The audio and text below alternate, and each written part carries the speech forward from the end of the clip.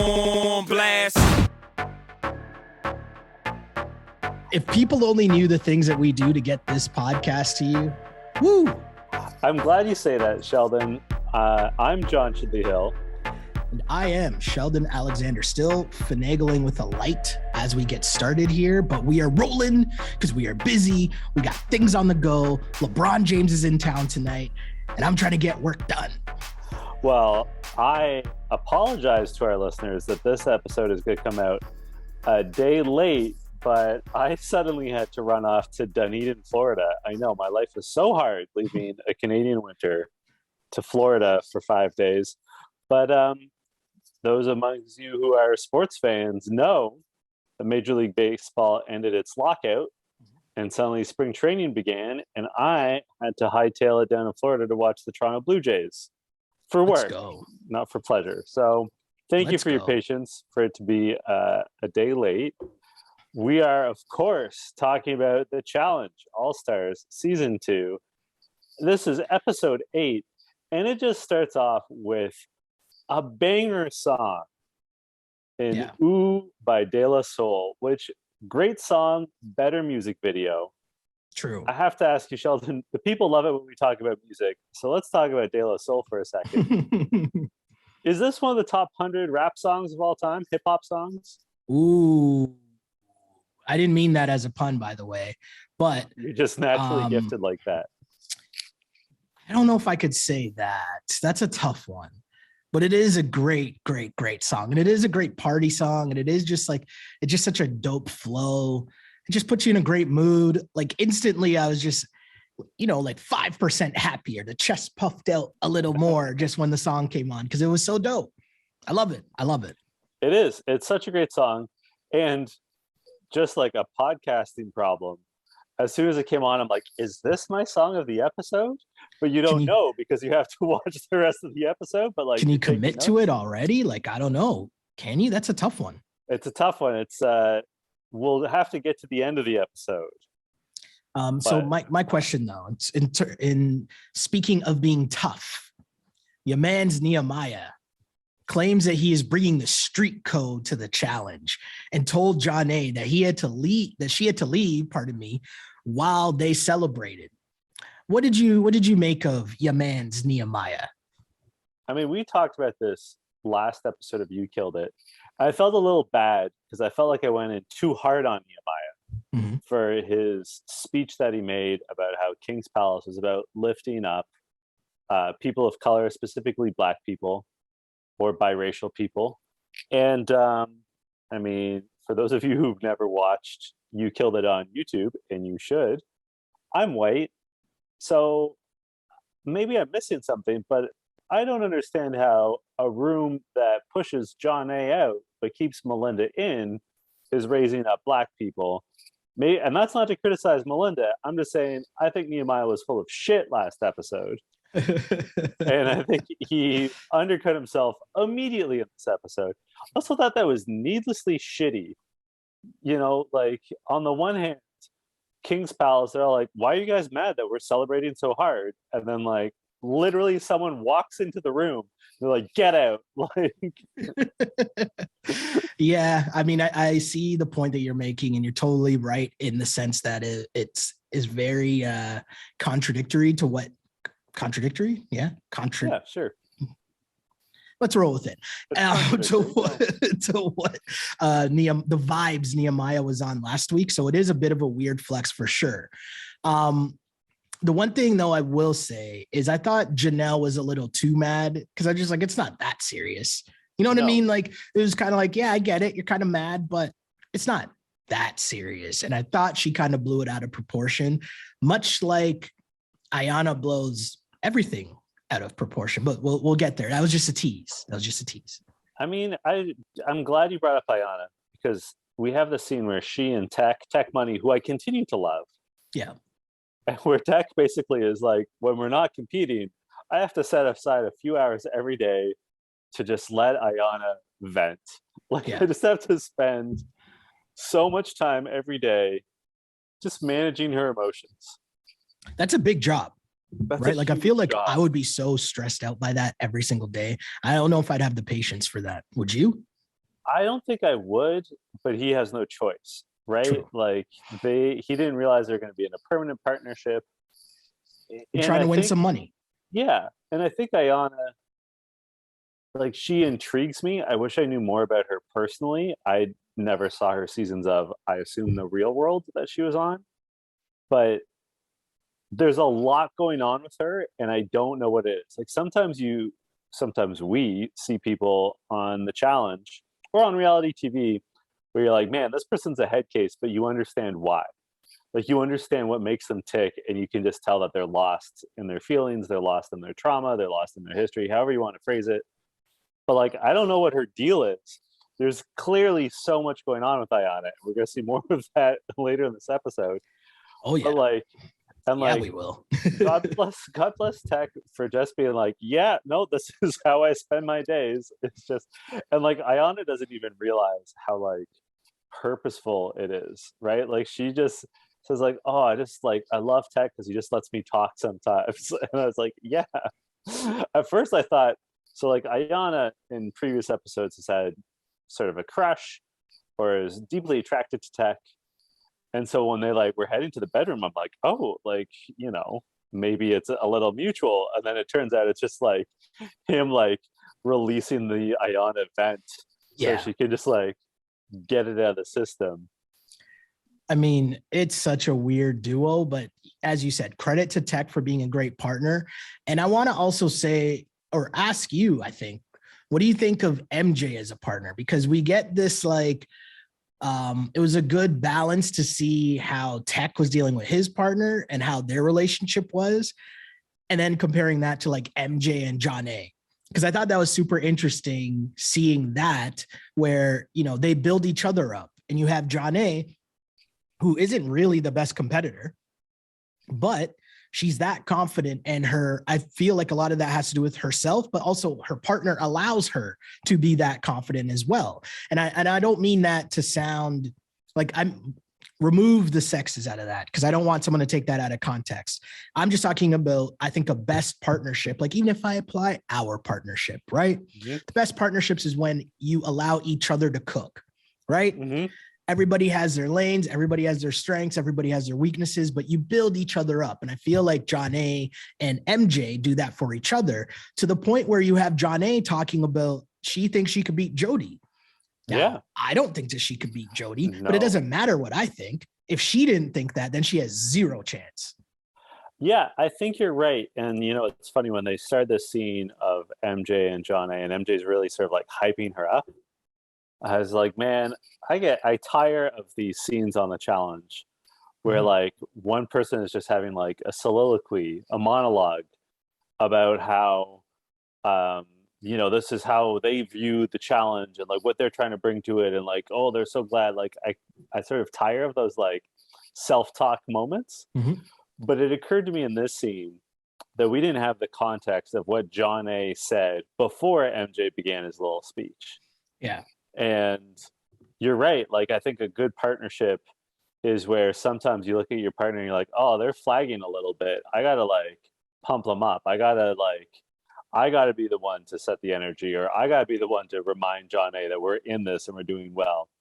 And the thing that I think especially, it sort of really came to light in this episode, what really, really matters on these shows when they are broken down into pairs is just staying positive and giving each other like space and be like, no, you got this. Like, hey, no, like, this is fine. Take your time, take a breath.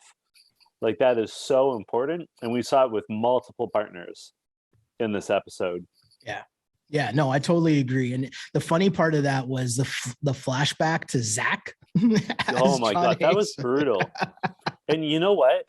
As we've gotten to know Zach more, like, I don't want to comment on his relationship with Jenna, but I do have to point out that like Zach is, I think, a nightmare partner. Like, we've seen him gas out on Laurel, who's arguably the best woman competitor on the show ever, like in the conversation. And we've seen how he speaks to John A. We've seen how he speaks to Cara.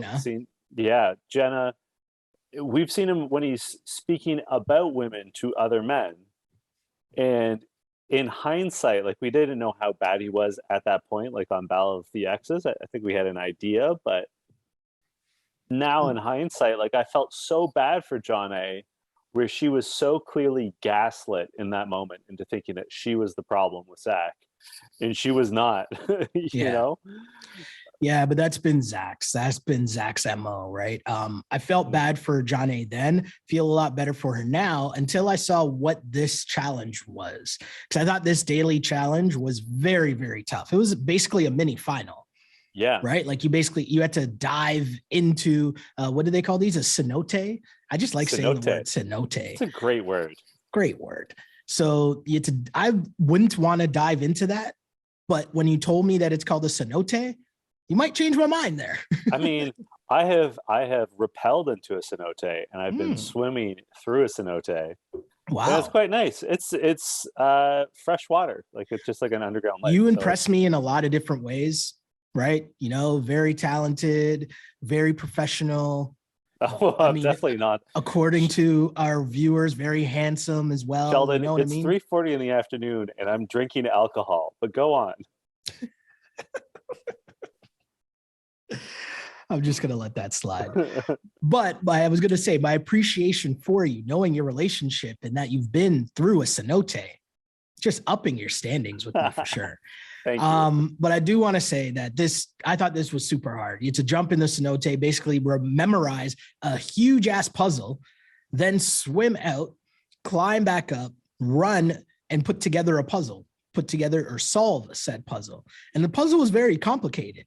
Yeah. So this one I thought would be super hard. And the one thing I want to ask you first off was, I noticed that Jody and Brad weren't wearing the life jackets the first time through. And I thought, like, I get it, but that's just a flex for no reason, because clearly you're just wasting energy. You know, first of all, I had the same thought. As soon as I realized that they had the option of wearing life jackets and those two weren't, I was like, huh. But you know what I think happened? I think Brad was so hyped up that they ran past the life jacket station. Brad hyped up? Nah.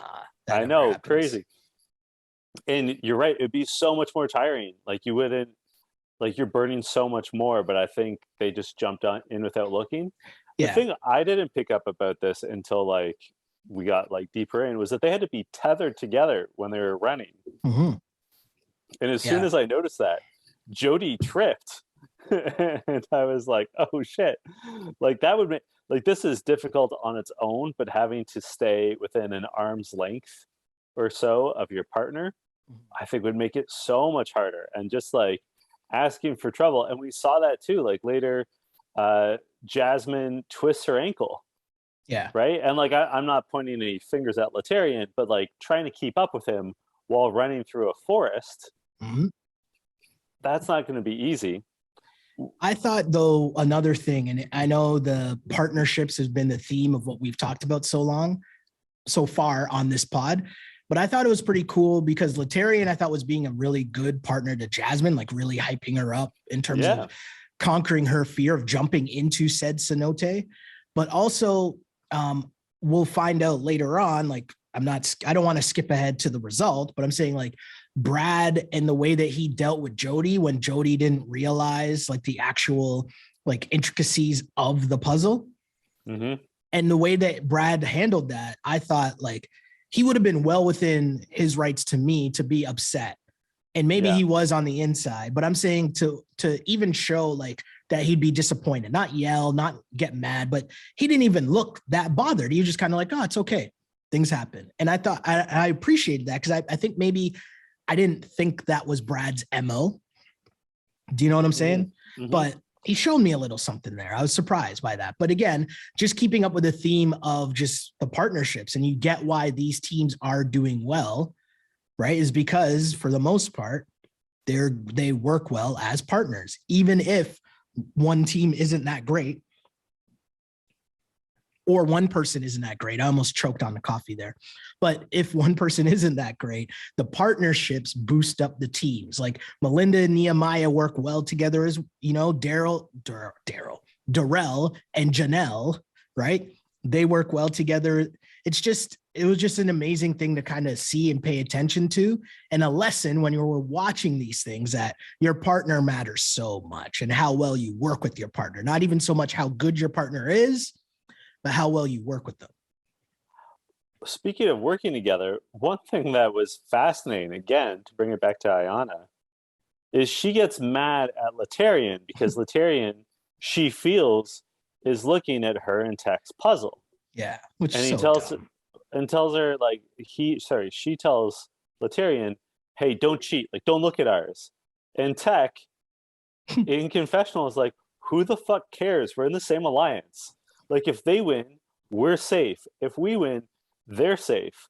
Like, if anything, and like, the producers probably wouldn't allow it, but if anything, it would do you no harm if you're those two teams to be like, hey, we'll memorize, like, Ayanna will memorize the top row, Tech will memorize the second row, Laterrian, you take the third row, Jasmine, you take the fourth row, we'll compare notes. Right. Like, there's no rule that says you can't do that, but Ayanna is like, she's mad about it. And like, it's, again, Ayanna fascinates me because I don't understand like what's going through her mind. Well, she's just mad to be mad. Yeah. That's all. Right. She strikes me as a person that wakes up, turns on her Facebook profile to see what she should be mad at today. Strikes me as one of those people.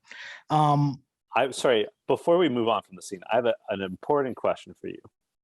Okay. Are you a Beverly Hills Cop guy? Because they play Neutron Dance by the Pointer Sisters, which is a banger. And in my running for song of the episode, I'm not saying it is, I'm just saying it's up there because I love that song. It is a great song. Not my song of the episode, but it is a great song. I will give you that. I'm just saying it's a contender. I love it. Yeah. And speaking of contenders, we find out who won. And I think, the first check was to Melinda and Nehemiah, but they were wrong. And it appeared as if everyone was struggling. But then all of a sudden, MJ and John A end up coming up with the victory. Darrell and Janelle come in second. Melinda and Nehemiah are third. Brad and Jody, she feels really bad. She's crying a lot because, again, as I mentioned earlier, when they were memorizing the pieces, obviously, as you said, they split it up. But Jody she didn't understand the intricacies of the actual puzzle. So there was something that was a little off, or a little other color that you needed to be paying attention to as well. And it was way too late in the running when they realized that. So that ruined their chances of continuing their streak of wins. But she feels bad. And then coming in last, King's Palace, he had Tech and Ayanna, and last place went to Jasmine and Laterrian. And I mean, it didn't feel good for them, but it felt good for me when the Tony, Tony, Tony track came on. I was jamming, and I'm going to say that was my song of the episode. Oh. And the reason is because that is just the classic nature of that song. Like, don't get me wrong, De La Soul, when that comes on, that puts you in good vibes and it's like a jam. But I feel like if you put on that Tony, Tony, Tony song, you could be in any room with any people from any background, like anyone, anywhere. You still might need to be a hip hop kind of fan, or at least hip hop adjacent, to appreciate that De La Soul song, to like know of it. Like, if you're a hip hop fan, obviously you're rocking to it. But I'm saying you put on that Tony, Tony, Tony, it feels good in any setting and people are hype. That's my challenge. Tell me I'm wrong. Find me the person, find me the room where you would put that on and people would just stand there and be like, what is this? It's not my song of the episode. We're not at mine yet. Hey, but I can't deny it's great. What was also great was TJ fully pulls a Jim Halpert and looks directly at the camera during this episode when he sees everyone struggling, and does a like a sort of frown smirk. You know what I mean? A smirk, and just cracked me up. Yeah. Laterrian was, he's trying to, tell Jasmine it's not that bad. Don't worry about it. But really, I mean, she feels really bad. She feels like she let Laterrian down. Jody's being a good friend and talking to her and telling her that it's not her fault. Jasmine's even saying, like, I don't even think I'm an all-star. And it's like, well, you're not, but you're on the show, and that's okay. That's okay. Keep getting them checks. I'm not mad at you. Not mad at you for that. I, in fact, applaud your hustle, Jasmine. Keep getting them checks. So don't be mad at that. Cash those all-star checks, right? Yep. The one question I want to ask you, okay? So MJ and John A, they're debating whether they should make a big move or not. MJ wants to stick with the alliance. John A, she rolls with it, but she wanted to make a big move. Was it the right call to just play things safe and let it play out and just roll with the alliance? I think the smarter call would be to make half a move. Okay. Because Tech and Ayanna, I don't see as a big threat. Correct. As much as I like Tech, and as good as they are in some respects, they're not going to do well in a final. We just saw that. Like you said, this was basically a mini final that they ran. They don't have all the parts. They're not great at memorization. They're not great at math. They're not great at endurance. Tech's not great at strength stuff. They got too many holes on them. You're better off for sure you got to put in Nehemiah and Melinda. You have to. Like that's a must. Mm-hmm. And then I would put in Brad and Jody, I think. So here's the one problem with that. The one issue with that is if you do that, you're now kind of pissing off both alliances. So now you're kind of on your own and you become a target the very next week because whichever side wins, unless you win, you're going in. Yeah, but they have to know that they're toward the end. Fair. Totally fair. And you have to, there comes a point on the challenge or really anything in life where you have to bet on yourself. Shouts to Fred VanVleet. And, if you want a friend, buy a dog. This is the challenge.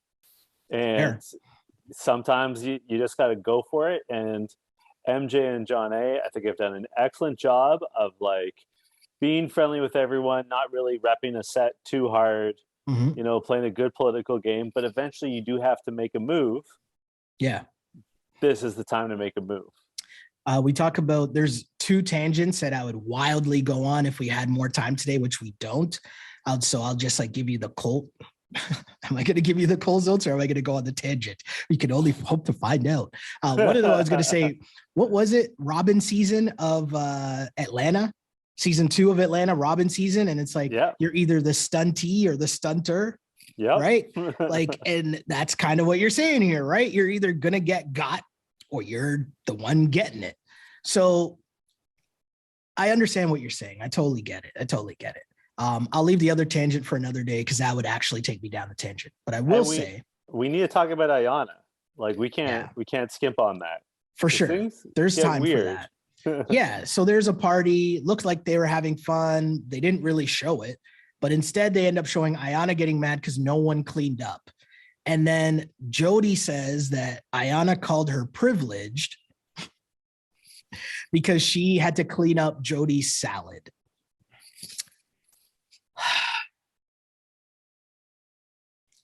I'm going to be honest with you.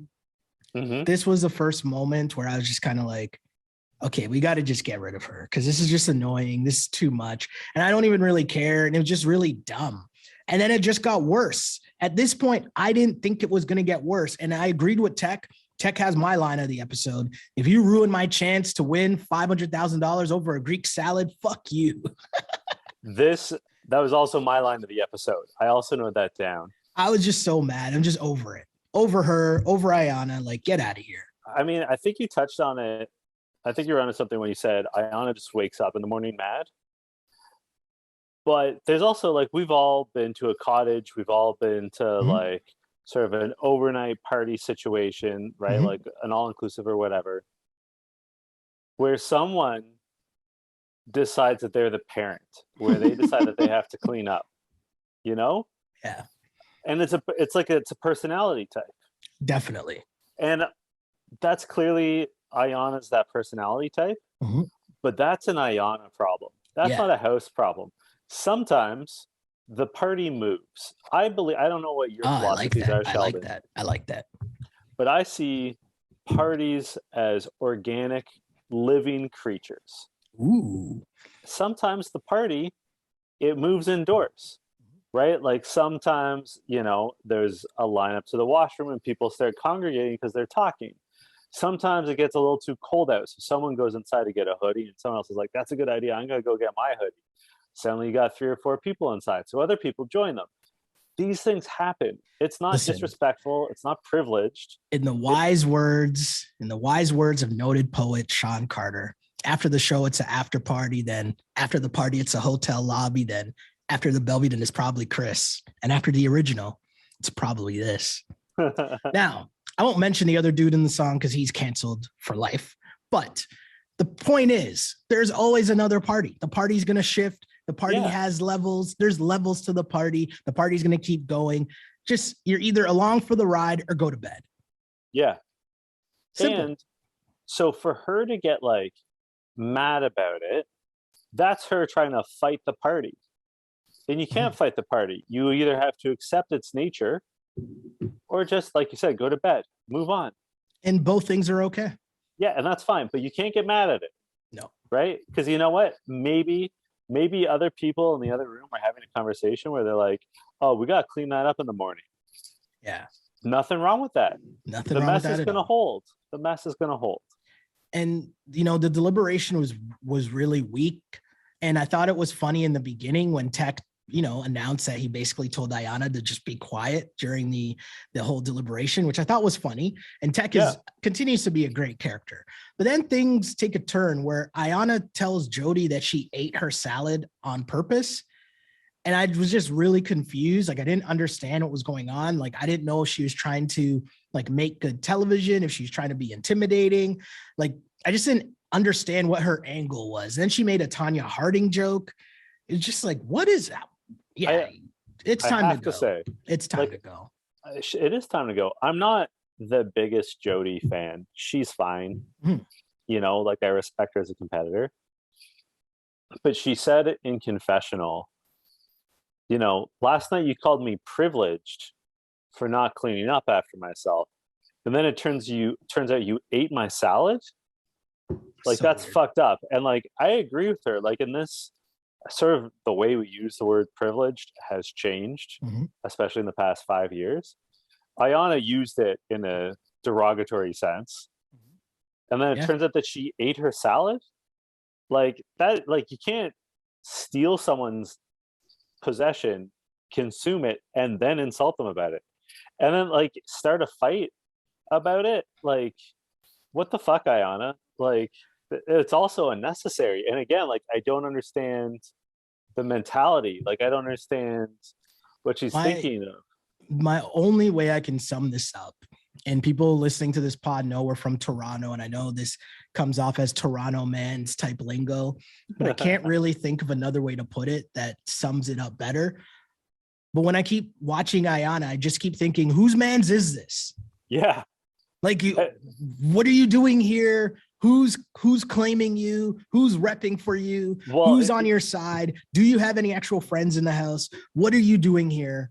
Whose man's is this? One thing I had to note was that when Ayanna was sort of storming around cleaning the house, and Jody related to the rest of the house, yeah, my salad's gone, and she called me privileged. Jasmine went out and confronted Ayanna about this. And just the nature of the conversation when Jody was telling the rest of the house and Jasmine's reaction, what that told me was that Ayanna's been throwing around that word a lot. Yeah. It was clear, we didn't have the full context, but it came across to me that Ayanna's been doing shit like this the entire time. Right? Yeah. I think Jasmine even said at one point, stop using that word. It's not necessarily privilege if you get drunk and leave your salad behind. It's being drunk. It's fine. It's not great, but it's fine. Yeah. Just be cool for a minute, Ayanna. Just 1 minute. Agreed. I want to know if we agree though on this elimination, because as mentioned, we know what's going to happen. It ends up being Melinda and why am I drawing a blank? Nehemiah, Melinda and Nehemiah against LT and Jasmine. And this was a weird ass elimination in terms of you're in this like booth, I guess, and there's sand dropping on you, and you got to move the sand out of the way to see the puzzle pieces and then relay to your partner, and then they have to put the puzzle pieces together on a board. The weirdest thing here was we knew who was going to win, right? Like, again, it comes down to teamwork, which team works better. And we know that Melinda and Nehemiah have great teamwork.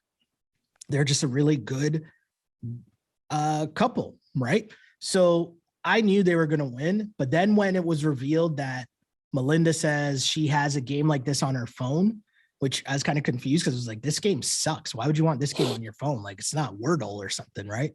But I was just like, this is just weird.